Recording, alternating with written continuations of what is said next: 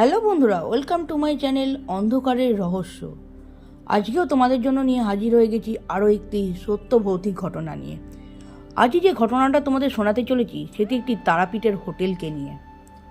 কিন্তু ঘটনাটি শোনার আগে যারা আমার চ্যানেলটা এখনও সাবস্ক্রাইব করনি তারা অতি অবশ্যই চ্যানেলটাকে সাবস্ক্রাইব করে দিয়ে পাশে থাকা বেল নোটিফিকেশানটাকে অন করে দেবে এবং অতি অবশ্যই অলটাকে প্রেস করে রাখবে, যাতে যখনই আমরা নতুন নতুন ঘটনা ছাড়বো তার নোটিফিকেশান যাতে সবার আগে তোমাদের কাছে গিয়ে পৌঁছায়।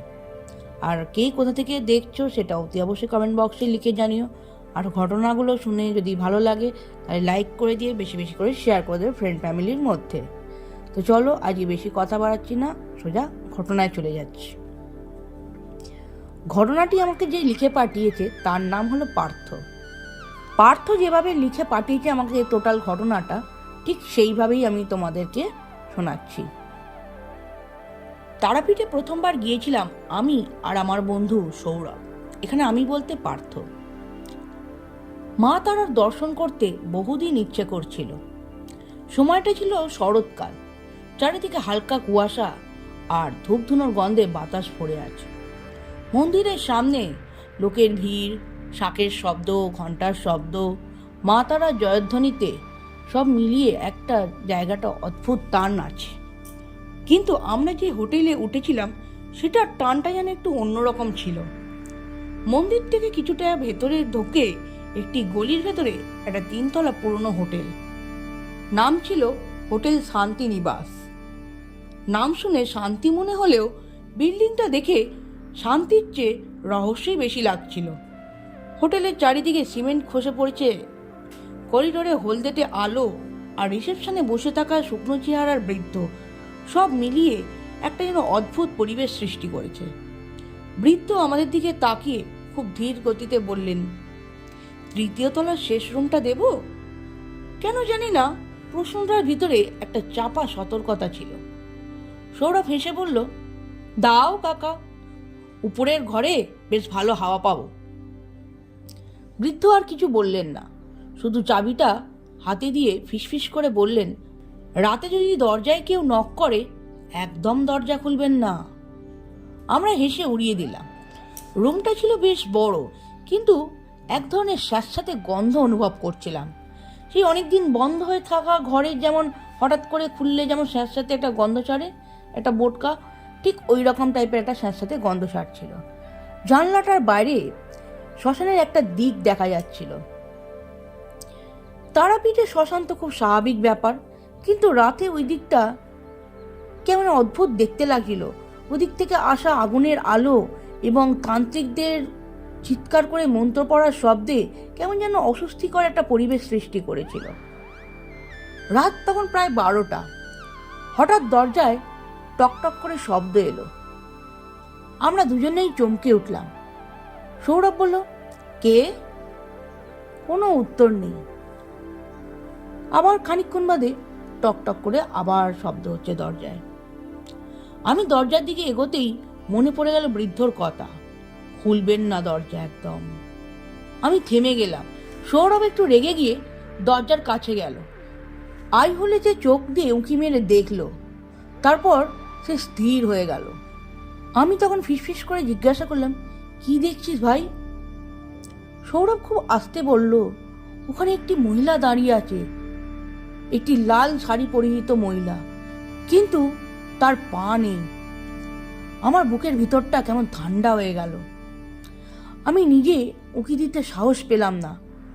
ঠিক তখনই দরজায় আবার শব্দ শুরু হলো, কিন্তু এবার নক করার শব্দ নয়, নখ দিয়ে দরজার গায়ে আঁচড় দিলে বা ঘষলে যেরম শব্দ হয় ঠিক ওইরকম টাইপের একটা কর্কশ শব্দ।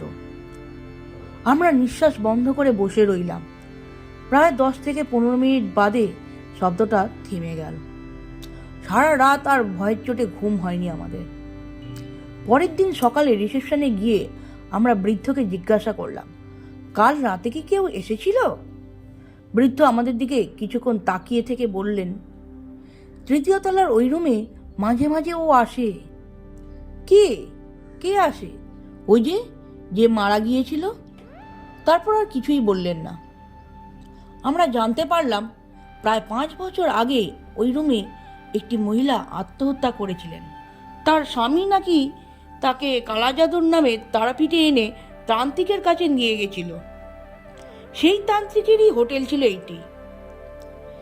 এরপরে মহিলার মৃতদেহ পাওয়া যায় ওই রুমে, কিন্তু আশ্চর্যের বিষয় হলো দরজাটা ছিল ভিতর থেকে বন্ধ। সৌরভ এসব কথা শুনে হেসে বলল, গল্প বানাচ্ছি। কিন্তু আমি ওই বৃদ্ধর চোখে হালকা ভয় দেখেছিলাম। সেদিন রাতে আমরা ঠিক করলাম কিছু হলেই ভিডিও করব। রাত 1টা বাজে, আবার সেই দরজায় টোকা পড়ার শব্দ। এইবারটা একটু জোরে, সেই দরজায় দুমদুম করে আওয়াজ করলে যেরম হয় ঠিক সেইরম শব্দটা। সৌরভ এবার সাহস করে ক্যামেরাটা অন করে দিল এবং অন করে দরজার দিকে এগোতে লাগলো।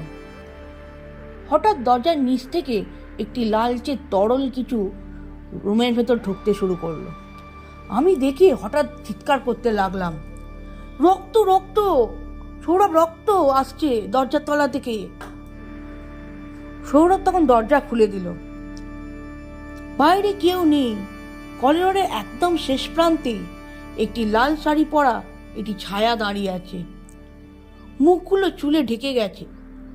ধীরে ধীরে সে মাথা তুলল। তার চোখ দুটো পুরো অন্ধকার গহ্বরের মতো, মনই নেই।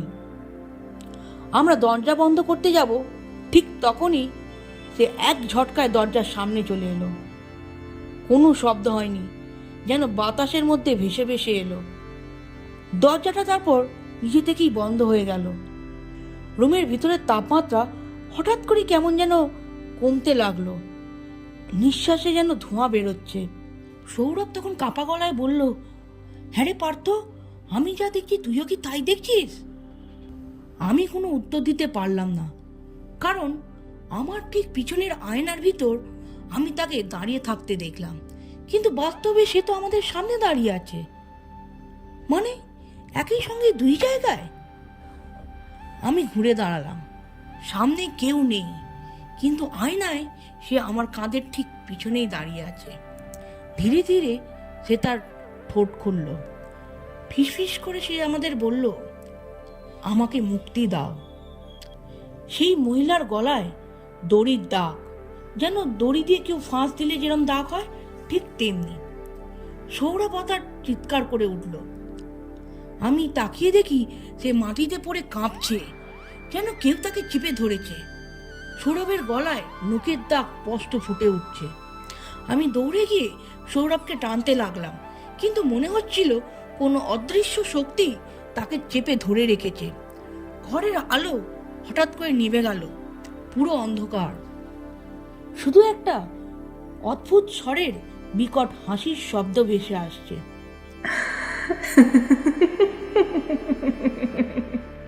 আমার যখন জ্ঞান ফিরল তখন সকাল। আমি মেঝেতে শুয়ে আছি, সৌরভ বিছানায় অচেতন। দরজা খোলা। রিসেপশনের বৃদ্ধ ঘরে দাঁড়িয়ে আছে। তিনি বললেন, ওকে নিয়ে যান, আর এখানে থাকবেন না। আমরা তড়িঘড়ি হোটেল ছেড়ে বেরিয়ে এলাম। কলকাতায় ফেরার পর সৌরভ বদলে যেতে লাগলো। সে মাঝরাতে উঠে দরজার সামনে দাঁড়িয়ে থাকে, কখনো আয়নার দিকে তাকিয়ে হাসতে থাকে। একদিন আমি তার বাড়িতে গিয়ে দেখি সে আয়নার সামনে দাঁড়িয়ে ফিসফিস করছে, আমি তোকে মুক্তি দেব, এরম টাইপের কিছু কথা বলছে। আমি তার কাঁধে হাত রাখলাম। সে ঘুরে দাঁড়ালো। তার চোখের দৃষ্টিটা কেমন অদ্ভুত প্রাণহীন, যেন অপলক দৃষ্টিতে কারোর দিকে তাকিয়ে আছে। সে ধীরে ধীরে হাসলো। তার গলা থেকে একটি মেয়েলি কণ্ঠ বেরোলো, আমি ফিরে এসেছি। সৌরভের গলায় ওই রকম কণ্ঠ শুনে আমি ভীষণভাবে ভয় পেয়ে যাই এবং আমি বাড়ি ফিরে আসি। কিন্তু মাসখানেক আগেই খবর পেলাম সৌরভ এখন মানসিক হাসপাতালে ভর্তি। ডাক্তার বলেছেন ডিসোসিয়েটিভ ডিসঅর্ডার হয়েছে, কিন্তু আমি জানি ওর ভেতরে কেউ একজন বাস করছে। তো বন্ধুরা, আজকের ঘটনা আমি এখানেই শেষ করছি। তোমাদের সাথে ঘটা যদি তারাপীঠে কোনো এরকম ঘটনা থেকে থাকে, তোমরা অবশ্যই কমেন্ট বক্সে লিখে জানাতে পারো যে কার সাথে কিরম কী ঘটনা ঘটেছে তারাপীঠে গিয়ে বা অন্য কোনো জায়গায় গিয়ে। তো আজকের ঘটনা এখানেই শেষ করছি। খুব শীঘ্রই দেখা হচ্ছে আরও একটি নতুন ঘটনা নিয়ে। ততদিন খুব ভালো থাকো, সুস্থ থাকো। বাই বন্ধুরা।